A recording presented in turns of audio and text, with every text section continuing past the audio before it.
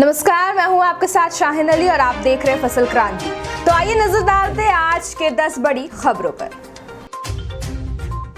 अफगानिस्तान में मौजूदा हालात को देखते हुए भारत सरकार ने काबुल में भारतीय राजदूत रुदेंद्र टंडन को वापस बुलाने का फैसला लिया है। वहीं भारतीय अधिकारियों और दूसरे लोगों को भी एयरलिफ्ट किया जा रहा है।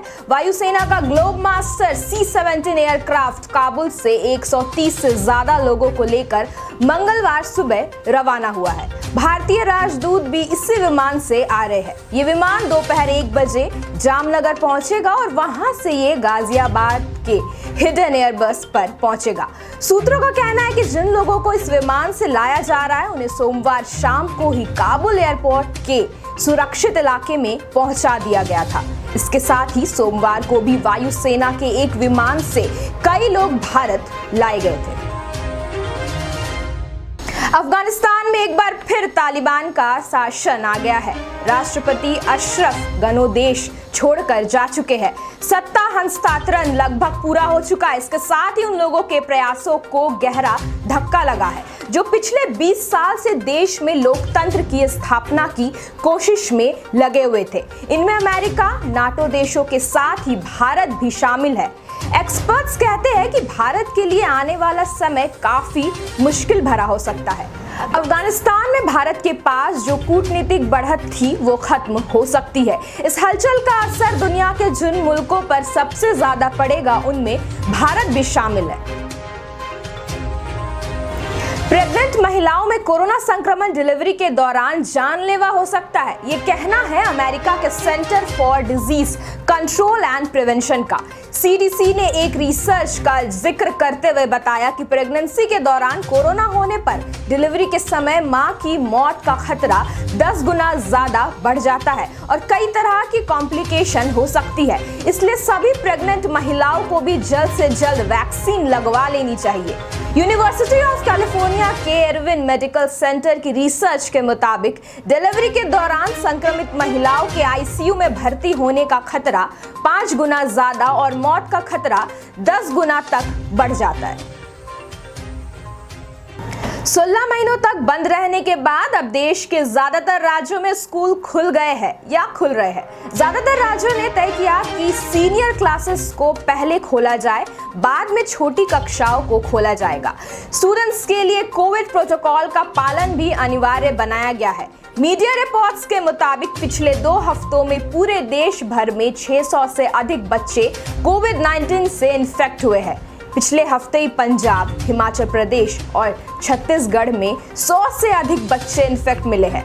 इससे पहले महाराष्ट्र, मध्य प्रदेश, गुजरात समेत अन्य राज्यों में भी बच्चों के इन्फेक्ट होने की खबरें आ रही थी। हिमाचल प्रदेश में तो स्कूलों को 22 अगस्त तक बंद कर दिया गया है। पंजाब सरकार ने भी रोज 10,000 स्टूडेंट्स को RT-PCR टेस्ट कराने का फैसला किया है। अब रुक करते कृषि विभाग से जुड़े कुछ खबरों की ओर। जिला रेवाड़ी हरियाणा में विश्व स्तरीय कृषि यंत्र बनाने वाली कंपनी मास्कियो गैस्पेडो इंडिया प्राइवेट लिमिटेड ने आज अपने नए अधिकृत डीलर ममता मोटर्स का उद्घाटन किया। इस मौके पर ममता मोटर्स के MD पंचम यादव, कुंवर सिंह, दिनेश शर्मा, AAE रेवाड़ी, विजय कुमार, AAE महिंदरगढ़ और मास्कियो कंपनी के national head Pankaj Jha, state head Rajesh Kumar, service engineer Naresh Saini, distributor Sahil Jain मौजूद थे। पंकज झा ने बताया, हमारी प्राथमिकता किसानों भाइयों को उच्च गुणवत्ता के कृषि यंत्र प्रदान करना है जिससे किसानों की आय में वृद्धि हो और रख रखाव की लागत कम आए। उन्होंने हरियाणा के किसान भाइयों का मास्कियो पर भरोसा दिखाने के लिए धन्यवाद किया। सूबे के कृषि मंत्री बादल पत्रलेख ने रविवार को कहा कि चैम्बर ऑफ फार्मर्स को गठन कर राज्य के किसानों को समृद्ध किया जाएगा। इसको लेकर बजट ले लिया गया है। कहा कि कृषि क्षेत्र ऐसा क्षेत्र है जो 3 महीनों में रिजल्ट दे सकता है। कृषि से पलायन रुकेगा और लोग समृद्ध होंगे। उक्त बातें उन्होंने गिरिडीह में पत्रकारों से कही। गिरिडीह में उन्होंने पूर्व सांसद तिलकधारी सिंह से मुलाकात की और उनका हालचाल जाना। मंत्री बादल ने कहा कि किसानों की आय कितनी बढ़ाएंगे ये तो दावा नहीं करेंगे, लेकिन जीडीपी में किसानों का योगदान 12% है, उसे 20% पर लेकर जाएंगे। कहा कि किसान भगवान है, इसलिए उन्हें बिरसा की उपाधि दी है। कहा कि किसान भले ही भूखे नंगे रहते हो, उनके छत से पानी टपकता हो, लेकिन राज्य को जब खिलाने की बारी आती है तो वो आगे रहते हैं। कहा कि राज्य की सरकार विकास के प्रति गंभीर है, विकास के साथ भावनाओं को जोड़ा जा रहा है। जहां भावना होगी वहां उत्साह के साथ काम होगा। कहा कि मिल्क सेक्टर को प्रोत्साहित किया जा रहा है। अब हमारे भी किसान समृद्ध दिखेंगे।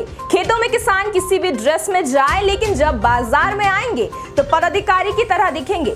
कहा कि गौ माता की बात तो सभी करते हैं, लेकिन उनके बारे में किसी ने नहीं सोचा। हमारी सरकार गौ मुक्ति धाम योजना लेकर आ रही है।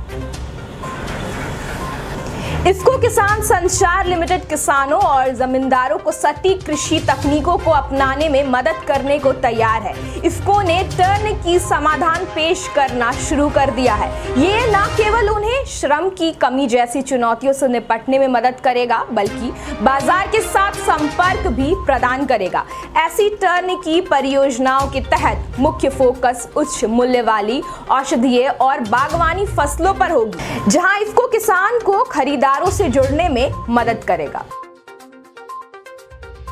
प्राकृतिक आपदा से हुए फसलों के नुकसान से हुए आर्थिक क्षति से किसानों को उभरने के लिए प्रधानमंत्री फसल बीमा योजना की शुरुआत की गई थी। इस योजना के अब 5 साल बीत चुके हैं, पर इन 5 सालों में कई बीमा कंपनियां खुद को इस योजना से बाहर कर रही है। कई राज्य सरकारों का भी इस योजना से मोह भंग हो रहा है और इससे दूर हो रहे हैं। केंद्र सरकार के दावे के अनुसार देश भर में कुल कृषि भूमि का 30% क्षेत्र का फसल बीमा किया गया है। इसके बावजूद भी इस योजना से राज्य और कंपनियों का मोह भंग हो रहा है। सबसे पहले साल 2018 में बिहार और बंगाल इस योजना से बाहर हो गए। इसके बाद झारखंड और गुजरात ने भी अलग होने का ऐलान कर दिया।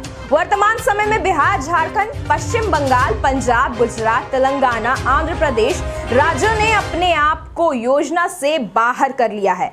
इनमें से कई ऐसे राज्य हैं जो पीएम फसल बीमा योजना के समांतर ही अपने राज्य में योजनाएं चला रहे हैं। अब नजर डालते हैं खेल जगत और बॉलीवुड से जुड़े कुछ खबरों की ओर।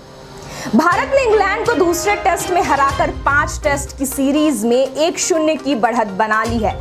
लॉर्ड्स टेस्ट में टीम इंडिया ने इंग्लैंड को 151 रन से हराया। जसप्रीत बुमराह और मोहम्मद शमी की 84 रन की नाबाद साझेदारी की बदौलत भारत ने 272 रन का टारगेट दिया था। इसके जवाब में इंग्लिश टीम 120 रन पर ऑल आउट हो गई। अंत में आपको बता दें, बॉलीवुड के कई बड़े कलाकार अब तक डिजिटल जगत में कदम रख चुके हैं। अब इस कड़ी में रितेश देशमुख का भी नाम जुड़ने वाला है। वे जल्द ही romantic comedy film plan A plan B से तमन्ना भाटिया के साथ ओटीटी प्लेटफॉर्म पर डेब्यू करने जा रहे हैं। ये फिल्म ओटीटी प्लेटफॉर्म्स नेटफ्लिक्स पर रिलीज होगी। रितेश ने इस फिल्म की कुछ फुटेज सोशल मीडिया पर शेयर कर बताया कि वे नेटफ्लिक्स के साथ अपने डिजिटल डेब्यू को लेकर उत्साहित है। उन्होंने लिखा, हमारी नई film plan A plan B जल्द रिलीज होने वाली है। मुझसे आपको ये फिल्म दिखाने का इंतजार नहीं हो रहा है। जल्द ही आपसे मिलते हैं। रितेश ने यह भी बताया कि इस फिल्म में तमन्ना भाटिया उनके साथ मुख्य भूमिका में है। वहीं पूनम ढिल्लों भी एक अहम किरदार में नजर आएगी। इस फिल्म का निर्देशन शशांक घोष ने किया है। फिल्म की कहानी एक मैच मेकर और डिवोर्स लॉयर के इर्द गिर्द घूमती है। आज के लिए बस इतना ही। आगे हम ऐसे ही आपको और भी अपडेट्स देते रहेंगे। तब तक के लिए बने रहिए हमारे साथ और देखते रहे फसल क्रांति। अब मुझे दीजिए इजाजत। धन्यवाद।